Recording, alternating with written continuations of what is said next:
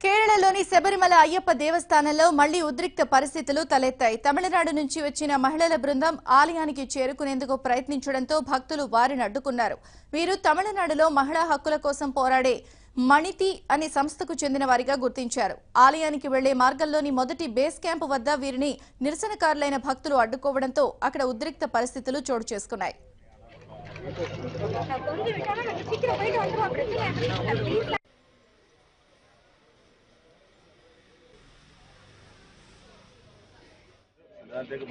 సంరక్షణ కోరుకుంటున్న విశ్వాసతో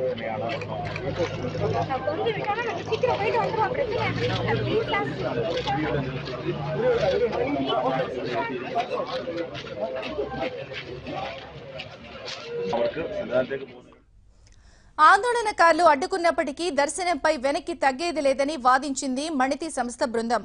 ఆలయ ప్రవేశం చేయాల్సిందేనని వారు భీష్మించి కూర్చోవడంతో పోలీసులు పటిష్ట భద్రత కల్పించారు. మొదట కేరళ పోలీసుల నుంచి అనుమతి తీసుకున్న తర్వాతే తాము ఇక్కడికి వచ్చినట్లు ఆ మహిళలు తెలిపారు.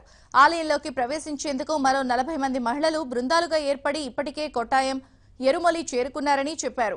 పరిస్థితి చేయి దాటకుండా కొండపైకి వెళ్లే బస్సు సర్వీసులను పోలీసులు తాత్కాలికంగా నిలిపివేశారు. ఆలయ పరిసరాల్లో 144 సెక్షన్ విధించారు.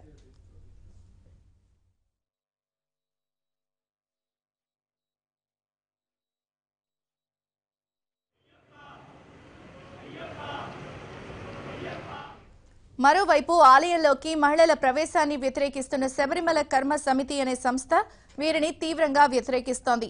ఎట్టి పరిస్థితుల్లోనూ ఆ మహిళలను అనుమతించమని అంటోంది. మహిళా నిరసనకారులు వచ్చేందుకు ఇది విహారయాత్ర కాదని మండిపడుతోంది.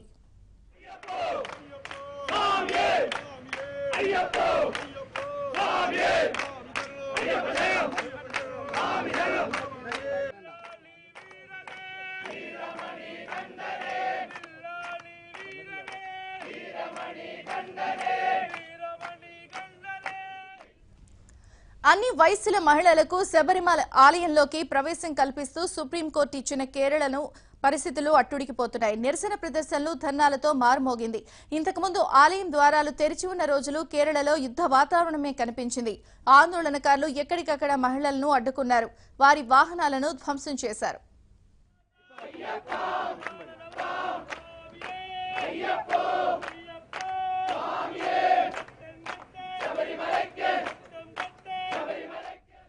అయితే ఈ సెగ కేవలం కేరళకు పరిమితం కాలేదు. పక్క రాష్ట్రాలను తాకింది. దాదాపు 15 రాష్ట్రాల్లో అయ్యప్ప స్వామి భక్తులు కోర్టు తీర్పునకు వ్యతిరేకంగా రోడ్డెక్కారు.